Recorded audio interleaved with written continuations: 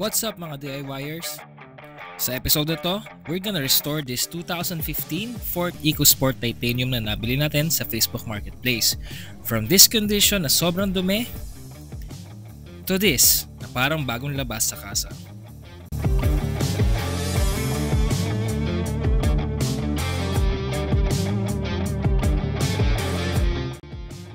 I have been buying and selling cars for 3 years na as my side hustle. Tara, samahan niyo ako gawin dito sa ating garahe ang step-by-step process sa paggawa ng weekend project car natin. Aayusin natin ang mga issue at lahat DIY lang dito sa ating garahe.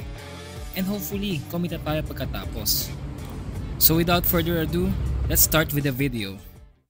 Habang nagbabrowse ako online for a new project, napansin ko itong 2016 Ford EcoSport Titanium na nakapost for 320,000 dati, now down to 265,000 updated price. Now, let's break down ang description ni seller. 50,000 plus mileage, new battery, original paint, newly changed oil, cold aircon, at syempre, new ABS module. Ang ABS ay isang safety feature na tumutulong para hindi maglakang gulong kapag bigla kang pumreno at makontrol mo ang sasakyan safely, at medyo may kamahalan din ang ABS module. Meron din siyang mga issues which I think very doable naman. So nag-message ako agad kay seller para i-confirm ang details at may pag-set up ng meetup kung kailan siya pwede at i-check ang sasakyan. Located siya sa San Pedro, Laguna, which is 2-hour drive mula sa ating garahe. I always make sure meron tayong dalang OBD scanner. Dahil for dito, isinama ko na rin ang laptop ko loaded with ForScan para mas accurate ang diagnostics. So after 2 hours, dumating din tayo sa area ng meetup. Pagdating sa area ni seller, nakita ko agad ang unit. Una impression, faded ang paint, sobrang dumi ng exterior, at halatang hindi nalinis ng ilang buwan. Pero it starts right up. Tahimik ang makina, walang check engine light, at verified lahat ng documents. Bonus pa ang bagong ABS module, so mechanically it's in good shape. 265,000 ang asking price. Pero based sa physical condition ng unit at hindi 2016 year model, nag-offer akong 235,000 cash. Konting usap back and forth, nag-deal rin kami ni seller. Para maging organized sa project natin, gumawa ako ng to-do list para isa-isahin ang mga task. I-disconnect muna ang battery para may iwasan discharge bago i-remove ang mga upuan. Usually, mayroong 4 na bolt ang pinagkakabitan ng mga upuan, 4 each sa front at 8 naman sa mga back seats. At tumambad sa atin ang napakaduming interior ng sasakyan. Kitang-kitang hindi na ito nalinis at kung ano-ano ng dumi ang naipon over the years. Sinimulan natin sa dry vacuum para alisin ang loose dirt. At the same time, ginamitan rin ng interior cleaner at detailing brush na nakakabit sa drill. Perfect ito para sa tight spaces at textured surfaces. Mas mabilis din ito kumpara sa manual scrubbing. It saves time at it applies the pressure evenly. At syempre, hindi rin natin pinaragpas ang iba pang area, kagaya nitong steering wheel na sobrang libag na, at tignan nyo naman matapos natin punasan ng microfiber towel. Binasa ko din ang flooring na carpet gamit ang Turtle Wax all-purpose cleaner at ginamitan ng drill brush ng ilang minuto, ulit-ulit. Then manually extracted ang mga dumi gamit ang wet dry vacuum. And boom, look at this, sobrang linis na guys. At sa sobrang linis, literal na pwede ka na kumain sa sahig. Wala na rin yung amoy kulob at amoy mabaho sa loob na alam mong napabayaan ng sasakyan. At same process ang ginawa rin natin sa mga upuan. At dahil dyan, tapos na tayo sa first task. So habang naglilinis tayo ng interior, napansin natin sira ang shifter cover. So right away, nag-order tayo online ng leather shifter cover specifically made for EcoSport. Buti na lang available ito agad at madali lang ang pagtahi. And after hours of work, ito na ang resulta. Malinis, fresh at amoy bago na ulit. Hindi lang basta pang cosmetics at detailing. Mahalagang part rin ito ng perceived value ng kotse, lalo na kung ibebenta mo. Ngayon tapos na tayo totally sa interior, ayusin naman natin ang pre-tensioner issue dahil tumutunog ang seatbelt warning kahit nakakabit ito. Gaya ng experience sa Ford Explorer before, kailangan lang linisin ito. And boom! Wala na tayong error. And let's continue sa ating to-do list.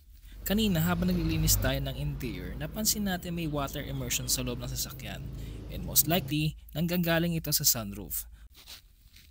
At dahil dyan, kailangan natin tanggalin ang barato sa mga drain tubes na nasa taas nito. What we can do is gamitin ang blow mode ng vacuum para i-air flush ang mga bara sa sunroof drainage tubes. At since nandito na rin naman tayo, linisin na rin natin to gamit ang degreaser. Brushin natin konti ang mga dumi para ma-agitate ito. At buhusan ng tubig.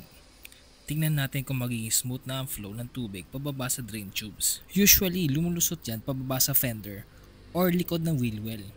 Kapag barado kasi ito guys, umaapaw sa A-pillar ito at pumapasok sa loob ng cabin. Ito ang ating simple solution pero effective.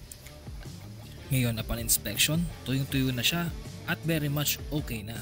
At ngayon, ikisa na natin siya sa ating to-do list. Simulan naman natin ang pag-restore sa naninilaw at faded na headlights starting from the passenger side. Ang ginagawa natin ay two-step technique. Na ang first step ay gamit ang rubbing compound.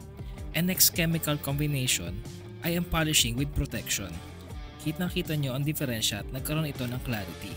At pagkatapos i-restore ang headlights, dito naman tayo sa pagtanggal ng acid rain or watermark sa salamin. It is a good idea rin na per panel ang lagay natin. Dahil acid-based ng ating chemical, kailangan itong hindi tumagal ng 1 minuto sa ating salamin upang maiwasan ang pagkasunog. Agad-agad buhusan ito ng tubig. Kung hindi ay magkagaya dito na imbis matanggal ang acid, lalo pa itong lumala dahil sa pagkasunog nito. Kaya tayo sobrang ingat sa paggamit ng acid-based chemical sa pagtanggal ng water spots. Tinanggal ko rin ang lumang stickers na malakas makaluma sa looks ng ating auto gamit ang blade at microfiber towel na may rubbing compound. At pagkatapos sa likod na part, tinanggal din natin ang mga faded stickers dito sa harapan. Sa paint correction na ito, ginagamit ko ang trusted combo ko na MTX compound followed by MTX polish and wax. This process involves removing microlayers of clear coat to eliminate scratches and oxidation sa pintura. Ngayon, sinisimulan natin ito sa hood and let's continue working on sa body panels ng sasakyan, one panel at a time. At kung mapapansin ninyo, meron tayong pattern na sinusunod sa pagpolish ng sasakyan upang masigurado natin na every square inch ng body panels ay wala tayong ma-miss. So usually it takes 3 passes bago natin punasan at lumipat sa ibang section ng sasakyan. At kung umabot ka na sa section ng video na ito at medyo napasarap na ang tambay sa panonood, please consider subscribing sa ating maliit na channel at be one of my first subscriber. Hopefully, makagawa pa tayong DIY flip videos in the future. So let's continue working on sa other body panels, sa driver side, following the same procedure na ginawa natin sa hood kanina.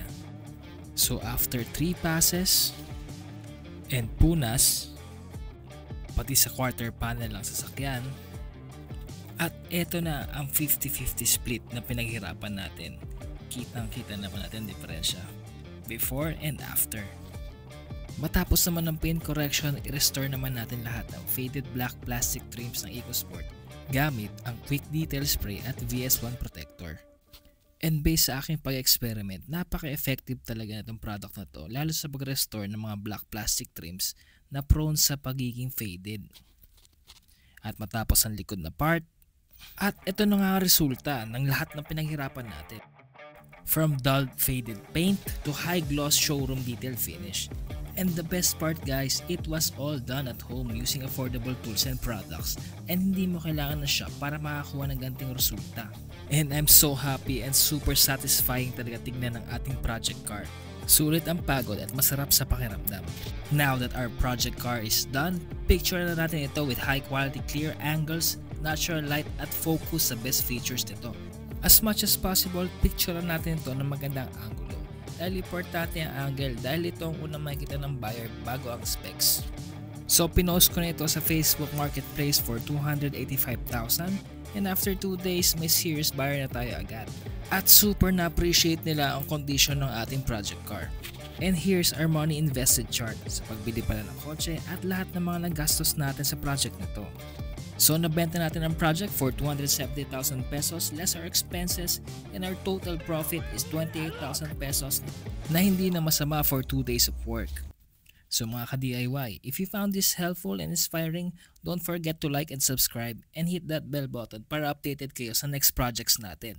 Kita-kits sa next build at maraming salamat sa inyo.